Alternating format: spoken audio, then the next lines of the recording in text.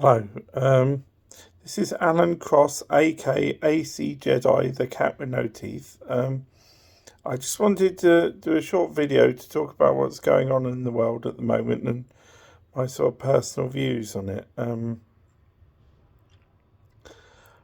My personal view is that war is the lowest denominator of man's relations with each other. It's the worst we can do, basically. And when you meet people who were destined to go off and fight, you can't help but have a conscience for a better solution, and that's what I personally believe in with what's happening in the world.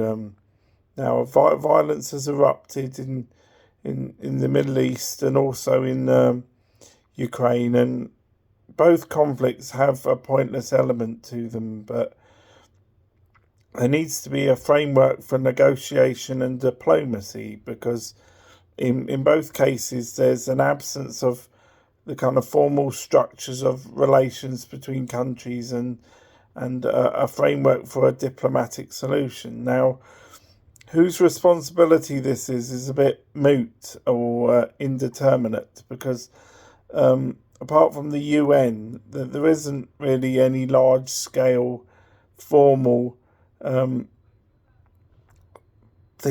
organisations for negotiation between countries, and I think this needs to change if the world's going to be a more harmonious, productive place. And it's sad to see like the insecurities and the old rivalries and the terrible wars of attrition that are fueled by more and more cases of violence. I mean, we've got great riots and violence in our own country with the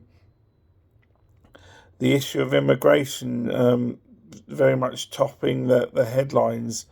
But I argue it's more to do with multiculturalism, how Britain's really failed to adapt to a multicultural society. For example, in America, it's far more normal for the country to be multicultural than it is here, and the sort of topic of immigration has sort of sparked off really the failures of multiculturalism. Now, who you blame for this is a moot point as well, because many people hold the government responsible, but it was the previous governments that actually had supervision at the time, and Keir Starmer's only been there for 5 minutes, so I personally find it difficult to judge. But there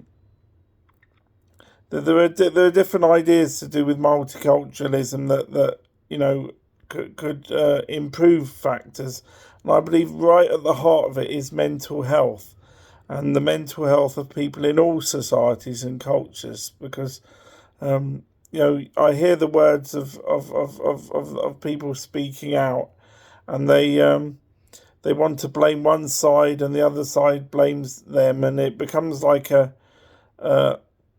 sort of knocking back and forward, like a tennis game of attrition between cultures. And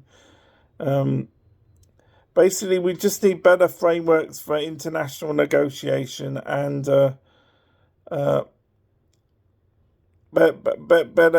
frameworks for understanding within our own countries. To come to terms with how multiculturalism is a natural part of life. I mean, people hark back to olden times, but populations have changed a huge amount since the past, and the nostalgia that people hold on to, and opening up a dialogue and embracing other cultures is the way forwards. But racial phobia is an issue in today's society, and it is connected with mental health, obsessive compulsive disorder, and autism. And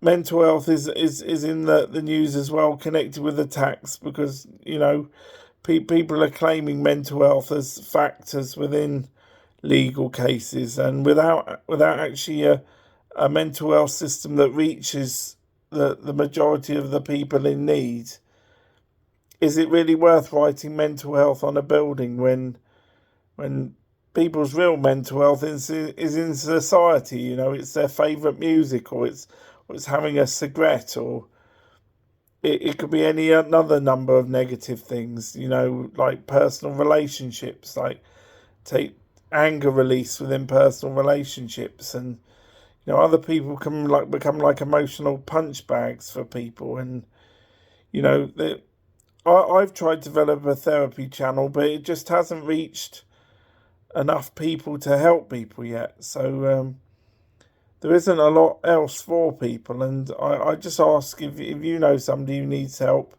whether you could tell them about the cat with no teeth. But anyway, soapbox over. So let's hope for a better world, okay? And a peaceful world is a better world, in my opinion. Thank you.